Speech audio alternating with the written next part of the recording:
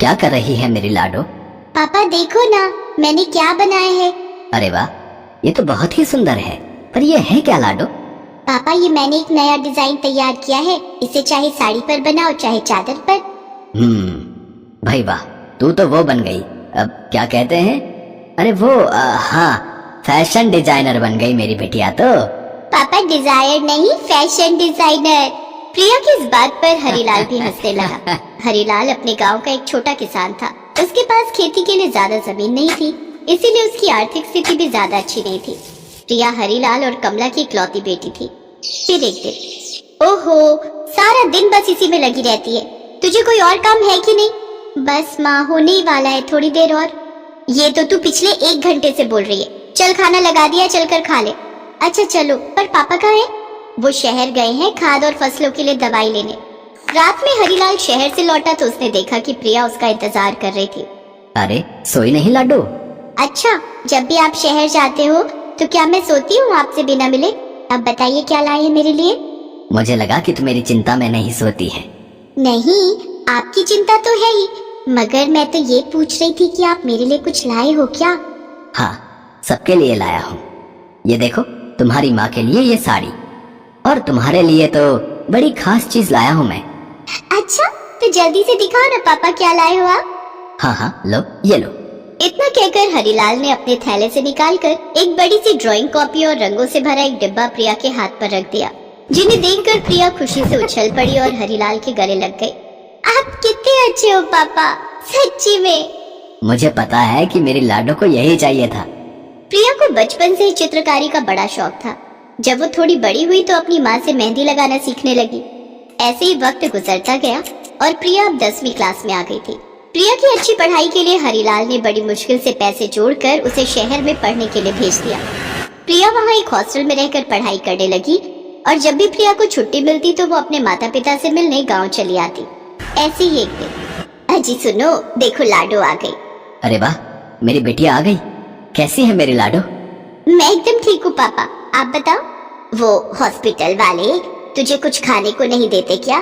नहीं माँ, सब बढ़िया है, खाने पीने की कोई दिक्कत नहीं है। प्रिया के आने से हरीलाल और कमला बहुत ही खुश थे। तीनों ने मिलकर घंटों बातें की और फिर रात में बातें करते करते ही प्रिया सो गई। जब वो सो गई तब कमला ने धीरे से हरीलाल से पूछा, अब लाडो सो गई क्या? हाँ, थकी हुई होगी ना, तो सो गई। ऐसे रात भी तो बहुत हो गई है। अच्छा सुनो, मैं कह रही थी कि परसों लाडो को वापस जाना है, तो शायद वो कल आपसे फीस मांगेगी। आपके पास पैसे तो है ना? हाँ, मैं जानता हूँ कि उसके हॉस्टल और कॉलेज की फीस भरने का वक्त आ रहा है। मैंने लाला जी से बात की है, उनसे 10,000 रुपए उधार मांगे हैं। फसल कटते ही लौटा दूंगा। ठीक है, पर ध्यान रहे ये बात लाडो को पता नहीं चलनी चाहिए, वरना खामखा परेशान हो जाएगी। ठीक है, चलो अब सो जाओ। हरीलाल और कमला सो गए, लेकिन प्रिया जाग रही थी और उसने हरीलाल और कमला की सारी बातें भी सुन ली थी। वो बहुत देर तक अपनी आंखें बंद करके लेटी रही और सोचती रही कि आखिर जिस मुसीबत से उसका परिवार जूझ रहा है, उसका हल कैसे निकाला जाए। वो इतना तो समझ गई कि उसे ही अपने घर की आर्थिक स्थिति ठीक करनी होगी। फिर सुबह होते ही जब हरीलाल तैयार होकर लाला से मिलने निकला तो प्रिया भी चुपचाप उसके पीछे पीछे चल दी। हरीलाल लाला की कोठी पर पहुंचा तो लाला अपने घर के बाहर चारपाई पर लेटा आराम कर रहा था। हरीलाल जाकर लाला के सामने हाथ जोड़कर खड़ा हो गया तो वहीं प्रिया पास के एक पेड़ के पीछे छुपकर सब कुछ देखने लगी। और फिर, राम राम लाला जी। हरिया, कैसा है तू? लाला जी, बस आशीर्वाद है आपका। वो कल मैंने आपसे बात की थी ना, कुछ पैसे चाहिए थे। हाँ, मुझे याद है। अरे यार हरिया, मुझे एक बात बता जरा, जब औकात नहीं है तेरी तो काहे बिटिया को इतनी दूर पढ़ने भेज दिया रे? जब देखो अपनी बिटिया की खातिर हाथ फैलाए खड़ा हो जाता है। मालिक, आपका ही सहारा है, अब पढ़ने भेज ही दिया है तो मुझे पूरी उम्मीद है कि एक दिन मेरी लाडो खूब नाम कमाएगी। गरीब की बेटी अगर पढ़ भी जाए तो नौकरी कौन देगा?